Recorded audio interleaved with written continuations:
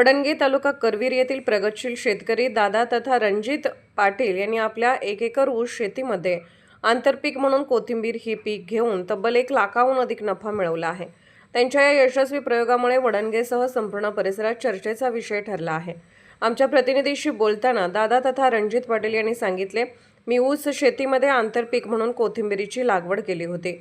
सर्व खर्च वजा जाता मला 1 लाखाहून अधिक निव्वळ नफा मिळाला आहे। त्यांच्या या ऊस शेतातील आंतरपिकाच्या उत्पन्नाची माहिती मिळताच अनेक शेतकऱ्यांनी त्यांच्याशी संपर्क साधून लागवड पद्धत, बियाणांची निवड व खत व्यवस्थापनाबाबत माहिती घेतली आहे। शेतकऱ्यांनी पारंपरिक ऊस पिकासोबत अशा आंतरपिकाकडे वळले तर शेती व्यवसाय निश्चितच आर्थिक नफ्यात येईल।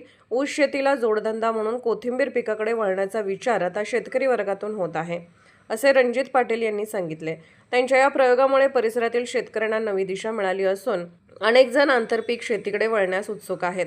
सतर्क लाईव्ह न्यूजसाठी वडणगे प्रतिनिधी ज्योतिराम घोडके, वडणगे तालुका करवीर। नमस्कार।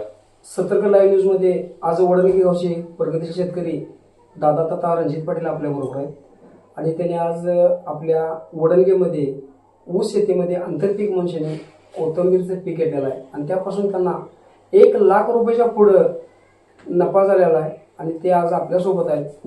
मी रणजित पाटील तुम्हाला खरोखर सतर्क लाईव्ह न्यूजच्या वतीने धन्यवाद देतोय। सर्व शेतकऱ्यांच्या माध्यमातून तुम्ही एक वेगळा उपक्रम राबवलाय म्हटलं तर वावगं राहणार नाही। तुम्ही आजच्या युवा पिढीला आणि शेतकऱ्यांना मार्गदर्शन करावं। ऊस शेतीत लागण करताना बियाण्या प्लॅटसाठी लेटनं लागण केली 86 रुपये दिवसाची, त्यात कोथिंबीरचं आंतरपीक घेण्यात आलं।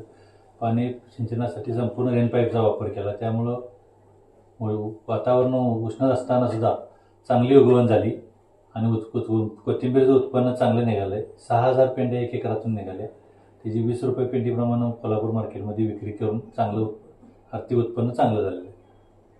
ही मशागत करत असताना तुम्हाला किती खर्च आला? खर्च साधारण 20 ते 25 हजार रुपये खर्च आलेला आहे, ज्याच्यात रेन पाईपचा संच बसवणे, बियाणे, खते यांचा समावेश आहे। इतर खर्च ऊस पीक असल्यामुळे ऊसा पिकात नांगरट ऊसासाठी केलेलीच होती, त्यामुळे इतर खर्च कमी झाला। आंतर मशागत पीक असल्यामुळे खर्च कमी। माणसांचा खर्च वजा करता तुम्हाला लाखाच्या वरती या 1 एकर शेतीमध्ये उत्पन्न मिळालंय असं तुम्ही मला सांगताय की जेणेकरून एक किती दिवसात तुम्ही पीक घेतलं? 40 दिवसाचं पीक आहे कोथिंबीरीचं। टप्प्याटप्प्यानं 3 टप्पे केलं होतं, 3 प्लॉटमध्ये व्यवस्थित झालेलं आहे। ही कोथिंबीर तुम्ही फक्त कोल्हापूर मार्केटला दिली का बाहेर कुठे गेली? नाही, फक्त कोल्हापूर मार्केट। हे आंतरपीक ऊसाचं तुम्ही ज्या ऊसाच्या आंतरपीक मध्ये कोथिंबीर तुम्ही जी केली, या कोथिंबीर करण्यामागचा हेतूने तुम्हाला त्यासाठी मार्गदर्शन कोणाचं लाभलं? ऊस पिकात आंतरपीक मोकळं ऊस करण्यापेक्षा काहीतरी आंतरपीक केलं पाहिजे म्हणून कोथिंबीर केली। मार्गदर्शन काय असं नाही, विशेष काय नाही। जेणेकरून आजच्या शेतकऱ्यांना हे असं आंतरपीक जर घेतलं तर शेती परवडेल असं एक तुमचं मत आहे? फायदा होईल आणि व्यवस्थित करावं लागते। आंतरपिकाकडं वळावं असं शेतकऱ्यांना पाहिजे, फक्त ऊसावर अवलंबून राहून चालणार नाही, आंतरपीक केलं पाहिजे। याच्या पाठीमागे तुम्ही अजून काय कुठं पीक वगैरे कुठलं घेतलेलं आहे? दुसरी पिकं चालू आहेत माझी, काकडी चालू आहे, मिरची चालू आहे। किती गुंठ्यामध्ये चालू आहे? काकडी 10 गुंठ आहे, मिरची 10 गुंठ आहे। त्याला औषध फवारणी वगैरे सगळं व्यवस्थित असते, करावं लागते।